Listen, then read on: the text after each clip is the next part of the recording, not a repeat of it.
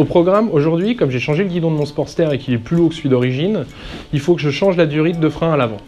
Je vais passer sur une durite aviateur avec des banjos neufs. Un à 90 degrés en bas et un droit pour le haut. En haut, chez moi, c'est du 11 mm, en bas du 10 mm. En fonction de la moto sur laquelle tu vas travailler, tu vas avoir des vis de banjo qui sont plus ou moins grosses. À toi, pareil, de vérifier sur ta RTA ce dont tu as besoin de prendre.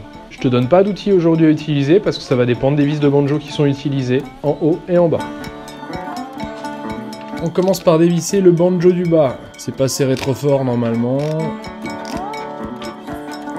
Ensuite, une fois qu'on a bien retiré la vis, on va retirer les deux joints intérieur-extérieur. On les jette parce qu'on va en mettre des neufs.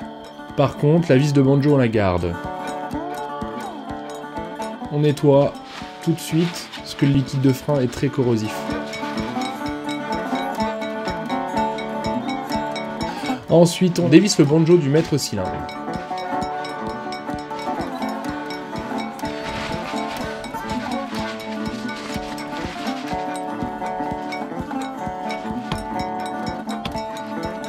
Pareil, on jette les deux joints, on va en mettre des neufs.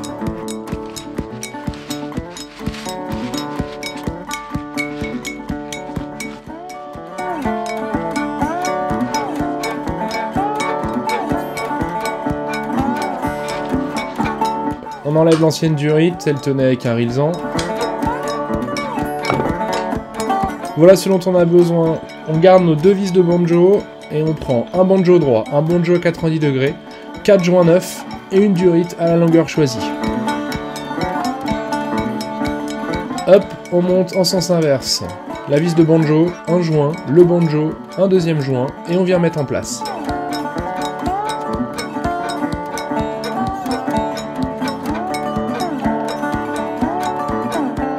Alors attention, pour le serrage, la RTA préconise un couple entre 27 et 33,9 Nm.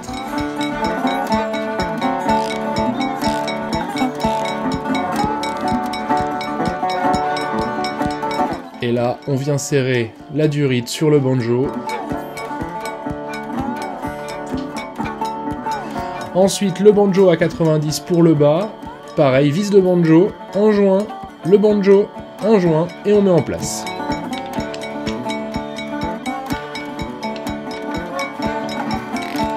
Pareil ici, on respecte le couple de serrage de la RTA. Donc pour le serrage au couple de la vis de banjo, on utilise une clé dynamométrique qu'on vient régler ici. Moi je la mets sur 30 Nm. Hop, je la bloque et je vais aller serrer.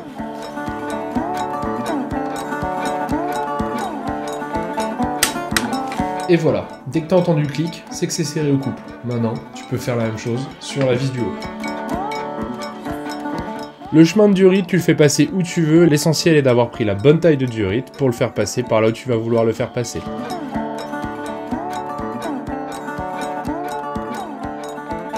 Et surtout, on n'oublie pas de nettoyer un bon gros coup.